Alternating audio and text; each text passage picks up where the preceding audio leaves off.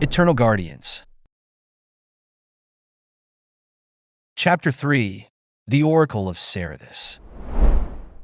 The Silverclaw emerged from hyperspace into the orbit of Serathis, a planet shrouded in perpetual twilight. Its surface was a patchwork of dense forests and glowing bioluminescent rivers. At its heart stood the Spire of Knowing, an ancient tower that pierced the clouds. The Oracle of Serathis, a being of legendary insight, resided there, offering answers to those brave enough to seek her wisdom. Lyra Sunscratch stood on the bridge, her emerald eyes fixed on the towering spire. The Lunar Fang sat securely in its containment field, but its pulsing glow filled the air with a sense of urgency. "Tess, what's the status of the spire's atmosphere?" Lyra asked. "Breathable but dense with energy fluctuations," Tess Nightsong replied, her violet eyes narrowing at the readings on her console. "We'll need to proceed cautiously. The spire's electromagnetic field is interfering with our systems." "Caution's not exactly our style," Jack Swiftpaw muttered with a smirk, his golden fur catching the dim light of the bridge. "Today it is," Lyra shot back. "Core, prepare the landing team. We don't know what's waiting for us down there." The Silverclaw descended toward the surface, its thrusters cutting through the planet's thick, glowing mist. They landed on a rocky plateau at the base of the spire. The crew disembarked, armed and alert, with the Lunar Fang secured in a reinforced case. The ascent to the spire was treacherous. The air buzzed with static energy, and strange, ethereal creatures flitted through the mist, their translucent forms vanishing as quickly as they appeared. Lyra led the team, her plasma pistol drawn, as they climbed the ancient spiraling pathway carved into the stone. "Anyone else feel like we're being watched?" Jax muttered, his ears swiveling. "We are," Tess said softly, her gaze darting to the shadows. "The spire's alive in its own way. It's observing us." Core growled low in his throat, his grip tightening on his rifle. "Let it watch. If it makes a move, it won't like what happens next." They reached the spire's entrance, a massive archway adorned with glowing runes. As they stepped inside, the air grew heavy with an unexplainable weight.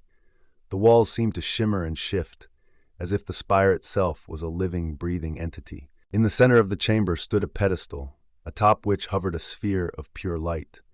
The oracle's voice echoed through the room, deep and resonant. "You seek answers, Lyra Sunscratch." The crew tensed as a figure emerged from the light. The oracle was a feline unlike any they had seen, a being of pure energy, her form outlined in shimmering gold.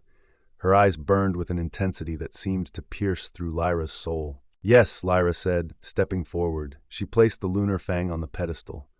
"This artifact, it's dangerous. We need to know how to destroy it." The oracle's gaze fell on the artifact, and the chamber trembled slightly. "The Lunar Fang is not meant to be destroyed.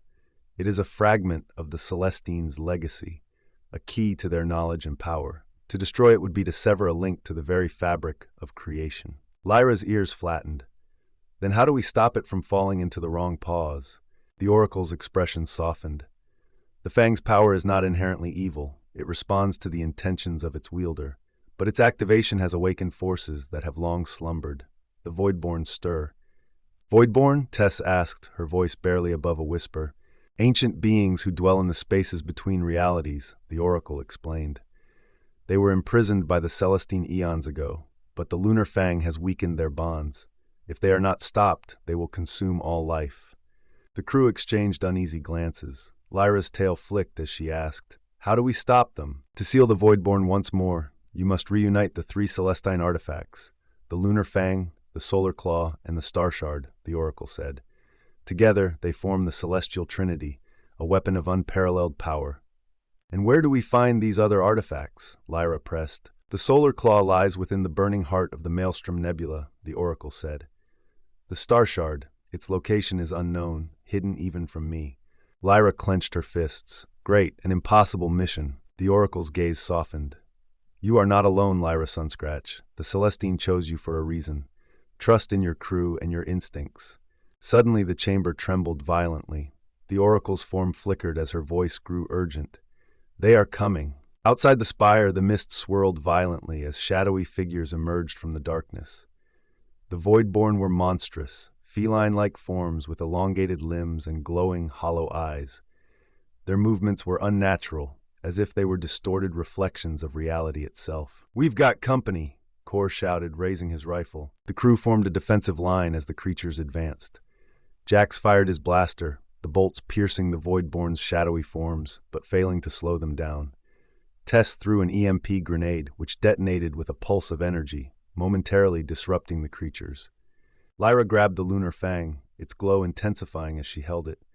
The artifact's energy coursed through her, and she felt a surge of clarity. "The Fang can repel them," she shouted. "Cover me!" The crew fought valiantly, their weapons barely holding back the Voidborn. Lyra stepped forward, the Lunar Fang radiating a brilliant light. She focused all her willpower into the artifact, and a wave of silvery energy erupted from it, pushing the Voidborn back. The creatures howled in unearthly anguish as they dissolved into the mist. The air grew still once more, and the spire's glow dimmed. Back aboard the Silverclaw, the crew gathered in the war room. The Lunar Fang sat on the console, its glow subdued but steady. "Well," Jack said, breaking the silence. "Looks like we've got a scavenger hunt on our paws." "2 more artifacts," Tess murmured, her expression troubled. "And no idea where one of them is." Lyra's gaze hardened. "Well, find them. We have to. The Voidborn won't stop until they've consumed everything." Kor growled, "Let them try. We'll be ready." As the Silverclaw set a course for the Maelstrom Nebula, Lyra couldn't shake the Oracle's final words from her mind. "The Celestine chose you for a reason." What that reason was, she didn't know. But one thing was certain: this mission was far from over.